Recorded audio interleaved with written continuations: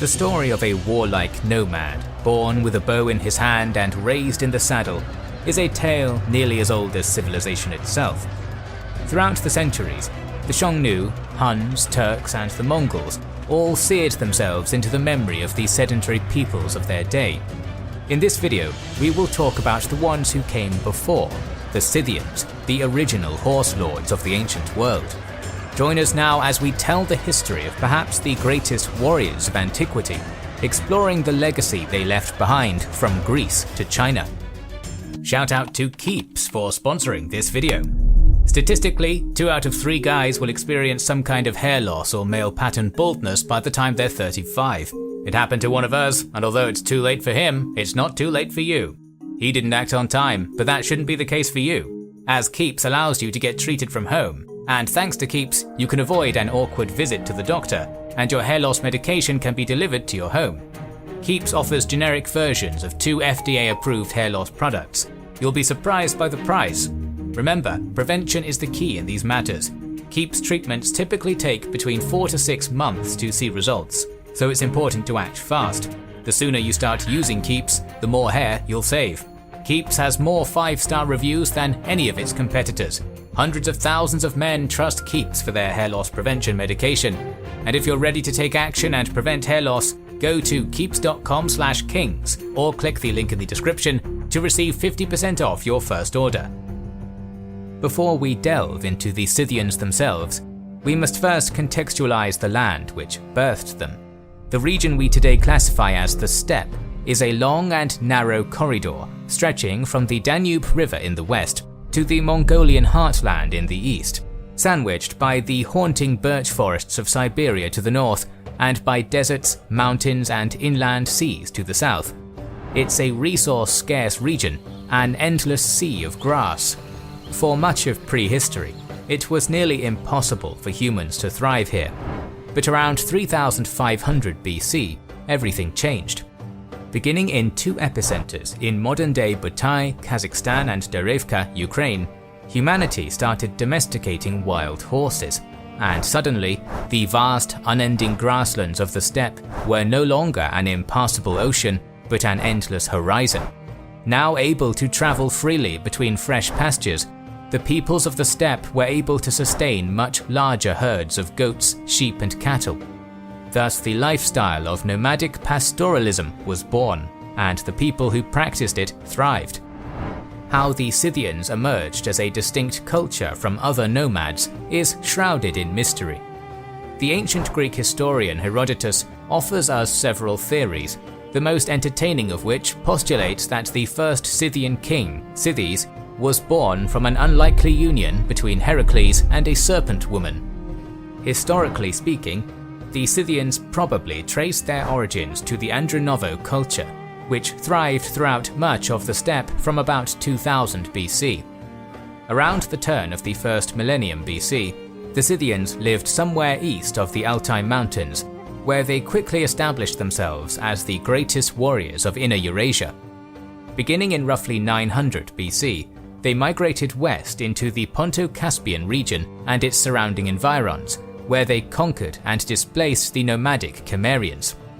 By the 6th century BC, the Scythians proper had established themselves in the western edge of the steppe, while tribes like the Massagetes and Sakas, to whom the Scythians were very closely related in language and culture, enjoyed domination in the central and eastern steppe. Collectively, they formed a sphere of cultural domination that extended over a massive territory from Eastern Europe to the fringes of the Chinese world. We have to remember that the Scythians were never a single monolithic people, but rather a broad cultural group with regional differences. Broadly speaking, the average Scythian was pale-skinned. According to both Greek and Chinese sources, light eyes and red hair were common among them as well. While they did dress practically for the cold, windy steppe they lived in, Scythian clothing was not primitive at all, but highly decorative, dyed in bright colors and embroidered with complex patterns. Men dressed in thick sheepskin coats, insulated with wool and held at the waist by sturdy belts decorated with fastening of gold, bronze, bone or wood, and wore trousers, well adapted for constant horse riding. Women dressed much like the men did. After all, the cold steppe was no kinder to them than to their husbands. Both men and women wore fancy headgear. Most common were these felted wool caps and these gnome-looking pointy hat things. Deeply spiritual people, the Horselords were highly skilled craftsmen, working with leather, bone, bronze, silver, wood and iron, and most valuable of all, gold. Most Scythian artifacts fall under a distinctive genre known as animal style, so called because it chiefly depicted wild animals like stags, wildcats, birds, horses, bears, wolves, as well as mythical creatures like griffins. This naturalistic art style was applied to crowns, belts, headsets, hairpins, earrings, combs, mirrors, belt fasteners, among other things.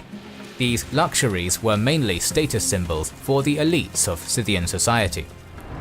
Tattoos were common among both men and women, who used soot and bone needles to inject dark patterns under their skin. These markings depicted wild predators and mythical beasts attacking prey animals as a display of the chaotic, violent harmony of nature.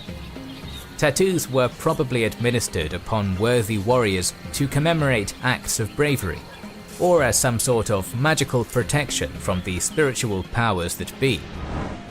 The languages spoken by the Scythians most likely belonged to the Eastern Iranian language family, which made them distinctly related to the tongue of the ancient Persians. Not that a haughty magi in Persepolis would have seen much in common with his long-removed, warlike, nomadic northern cousins. Daily life among the Scythians was hardy and hearty. They travelled around the steppe with convoys of covered wagons, in which the women and children rode, while the men remained on horseback, herding flocks of sheep, cattle and goats. They settled in fresh grasslands by rivers, allowing their herds to drink and graze, before moving on to fresher pastures. Their diet relied heavily on the meat and milk of their herds. As they often lacked good timber, the Scythians used bones and animal droppings to fuel the fires which roasted their meat. The Scythians were heavy drinkers, with their favourite beverage being an alcoholic concoction fermented from mare's milk, which was also a staple of later nomads. More humorously to our modern sensibilities is the Scythian usage of a certain psychoactive leaf. Indeed, marijuana was regularly enjoyed by the nomads, who mainly used it in rituals, where it was burned in pits and cauldrons so everyone could get intoxicated from the vapors. Due to a lack of reliable sources, the social structure of the Scythians is something of a mystery to us. They may have followed the trifunctional hypothesis, which implies a tiered society divided into warriors, priests and commoners, which some scholars claim was the defining framework of most early Indo-European societies. Tiered as it was, Scythian society was still remarkably egalitarian for its time. Scythian women had many personal freedoms that were not afforded to women in settled civilizations. Many were raised learning how to ride, shoot and hunt alongside men. Archaeological evidence shows that in war, they fought alongside men in significant numbers. To the ancient Greeks in particular, the ferocity of Scythian wives and daughters was such a novelty that they became associated with the myth of the Amazonian warriors. Politically, the Scythians were divided into several large tribal confederations. It appears that at times, certain tribes would rise up and establish domination over all the others. Herodotus wrote that during his time, the most powerful of Scythian tribes were the Paraletae, known also as the Royal Scythians, and they looked upon all the other tribes in the light of slaves. One thing seems certain: kings and chieftains amongst the Scythians held immense power. This is evident by some of the only permanent structures the Scythians left behind: massive burial mounds, in which their highest royalty were interred, alongside all their earthly riches, slaves, and finest horses, a monument to the magnitude of their legacy. Indeed, it is because of these massive tombs that most surviving Scythian artifacts were preserved into the modern day. As we have touched on, war was one of the core pillars of Scythian culture, and the Lords of the Steppe were always ready for battle.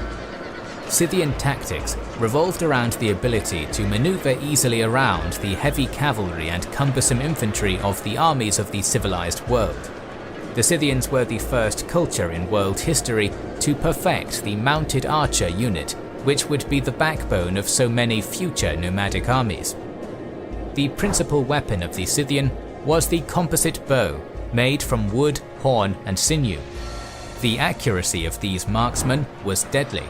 A horselord born into the warrior caste would have been trained to shoot from the moment they could walk, and their bow would have been like an extension of the arm.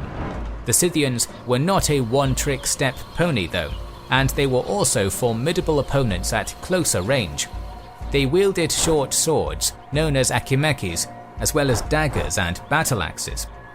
They were deadly with the throwing javelin, and employed the use of heavy iron spears as a sort of proto-couch lance to crash through lines of heavy infantry. It should be noted that not all Scythians fought on horseback. Some components of their armies were probably footmen, but the lion's share were certainly saddled up. Throughout much of the first millennium BC, the Scythians and their sister tribes would fight with, conquer, or otherwise influence mind-bogglingly vast territory, and enter the historical records of a diverse array of ancient cultures. The first wave of campaigns undertaken by Scythians proper began in the early 7th century BC, when they burst onto the scene and engaged in a century's worth of warfare upon the civilizations of the Caucasus and the Middle East. First, they devastated the ancient kingdoms of Urartu and Assyria. Following up on this momentum, King Mage pushed further south, launching an expedition into Egypt.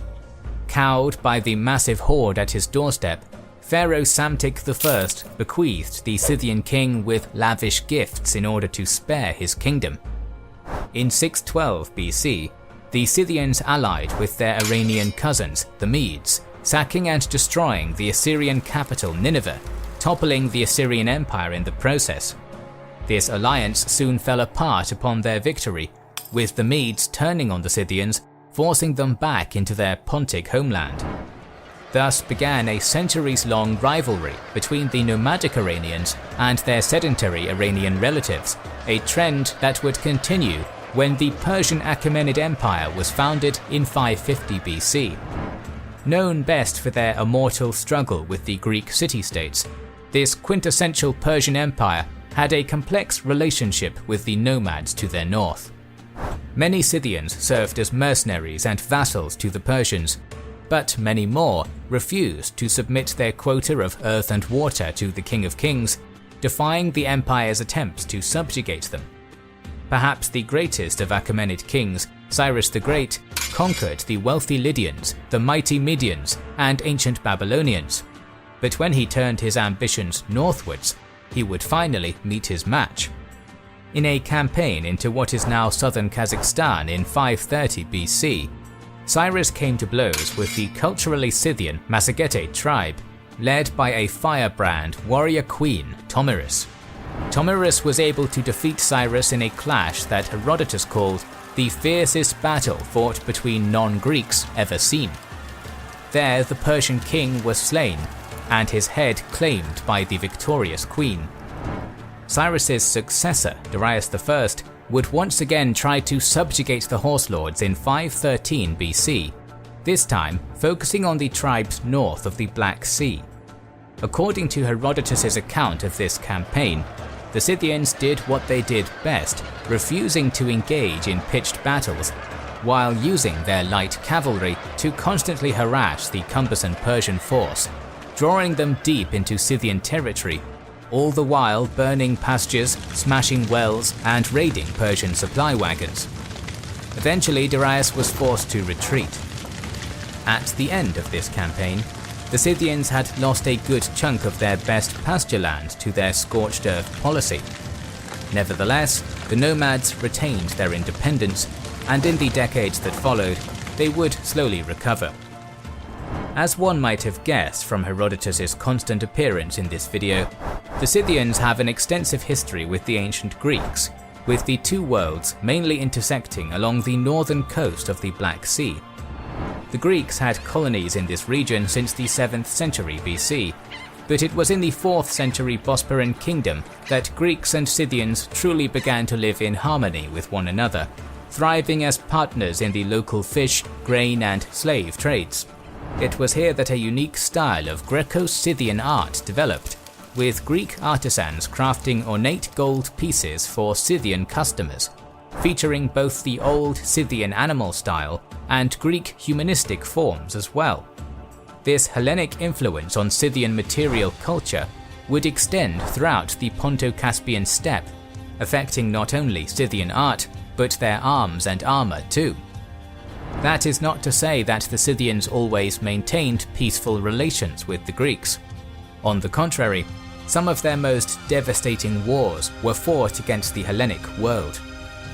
In the latter half of the 3rd century BC, a man known to the Greeks as Ateas had become among the most powerful of Scythian kings, ruling a vast confederation of tribes between the Danube and the Don rivers. In 339 BC, he turned his territorial ambitions southwards, past the Thracians and into Macedon. The kingdom was still a generation away from the reign of Alexander, but the Great One's father, Philip II, was a military genius in his own right and more than a match for the Scythians. That same year, Scythian cavalry came head-to-head with the Macedonian phalanx on the plains of modern-day Dobruja. King Philip won a decisive victory. King Ateas was killed in battle and his army was scattered, his tribal confederation shattering into pieces upon his death. This greatly weakened the power of the Scythians in the Pontic steppe. On that note, let us turn away from the west and take a look at the Scythian influence in the east. Like the western tribes, the Scythians on the Asian end of the Altai Mountains were composed of many diverse tribes, but collectively are referred to as the Saka. Records of their existence are found as far east as the annals of Han Dynasty China. According to the Chinese, the Sakas originally lived between the fertile Ili and Chu river valleys, between present-day Kyrgyzstan and Kazakhstan, but in the early 2nd century BC, they fell victim to a classic phenomenon known as the nomadic migration domino effect. The Xiongnu, predecessors of the Huns, pushed the nomadic Yuezhi people out of their homeland in modern-day Gansu, China. As a result, the Yuezhi were forced on a mass exodus westward, making war on the Sakas and pushing them out of their homeland. Thus, the Sakas in turn were forced to find themselves a new home. To that end, they saddled up and thundered into the fertile hills of Bactria. At the time, this land was the furthest eastern edge of the Hellenic world, a rich urban empire ruled by the Greek descendants of Alexander's army. By 132 BC, the Sakas had subjugated the eastern Hellenes and become the masters of the region.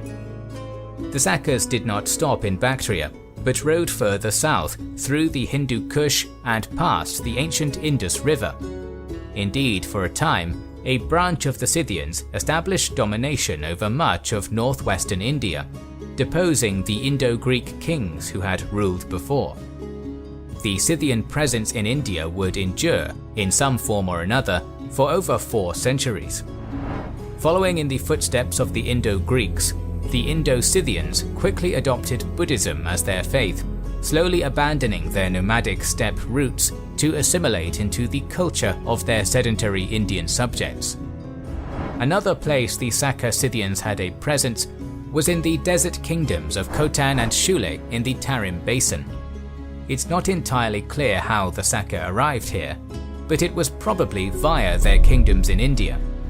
It's equally unclear whether the peoples of Khotan and Shule were predominantly ethnic Scythians. However, the common languages of these kingdoms were Eastern Iranian dialects closely related to the Scythian tongue, which suggests that descendants of the steppe nomads were the dominant population in the region. Whatever the case, these kingdoms were heavily Indianized and Buddhist. The arid desert offered little in the way of grazing land, so nomadic pastoralism was not an option. Instead, the population flourished in dense cities built upon oases and rivers. It was a far cry from the grassy plains and rugged nomadic lifestyle in which Scythian culture was born, but it could be argued that some form of Scythian culture, albeit hybridized and evolved, survived in this region. The most notable legacy of these oasis states is their interaction with the Middle Kingdom. As China's Han dynasty expanded westwards under the reign of Emperor Han Wudi, they came into contact with the cities of the Tarim Basin. At various points throughout the 2nd centuries BC to AD, the Indo-Scythians of the Tarim Basin were tribute-paying vassals of Imperial China, who used the region as a buffer zone to prevent being flanked by their greatest enemy, the nomadic Xiongnu. Eventually, like with all peoples and cultures, the Scythian world transitioned from its golden age into its twilight years. Over the centuries, different people groups would come and replace them in different chunks of their traditional heartland. In the early centuries AD, the Scythians proper were largely subjugated by their Iranian cousin tribes, the Sarmatians. The Sarmatians continued the legacy of Iranian nomadic pastoralism in the region for a time, before being subsumed by the same wave of Gothic and Hunnic invasions that would eventually take down the Western Roman Empire. The Slavic expansions between the 5th and 10th centuries AD ended the Scythio-Sarmatian presence on the Pontic steppe for good, and before long, the Iranian nomads had assimilated into the medieval forebears of Russians, Belarusians, and Ukrainians. In India, the Scythians eventually lost their territories to other power players in the region, like the Sassanids, Indo-Parthians, and Guptas. Whatever cultural presence they had in the region was eventually absorbed into the Indian mainstream. Meanwhile, the Scythians of the Tarim Basin and most of Central Asia were largely displaced and assimilated by a wave of early Turkic migration from the 6th century AD onwards, a legacy we still see today as the majority of modern Central Asia is Turkic-speaking. The Scythian world was largely gone by the early Middle Ages, but the Scythian people were not wiped out entirely. The medieval Alans, who established a powerful kingdom in the Caucasus between the 9th and 13th centuries AD, were believed to be the descendants of Queen Tomyris and the Scythian Massagetid tribe. While their kingdom was wiped out by the Mongol invasion in 1239 AD, they remained in the region into the present day in the form of the modern Ossetian people. Today, the Scythians are a faded memory, a footnote in the history books of Greece, Iran, India, and China. Yet as army after army of horse-riding, bow-shooting nomadic warlords thundered across the Eurasian steppe over the centuries, whether they acknowledged it or not, they were building upon the legacy of the Scythians, the first and original Horselords of the ancient world. Our series on ancient civilizations will continue, so make sure you're subscribed and have pressed the bell button. Please consider liking, commenting, and sharing. It helps immensely. Our videos would be impossible without our kind patrons and YouTube channel members, whose ranks you can join via the links in the description, to know our schedule, get early access to our videos, access our Discord, and much more.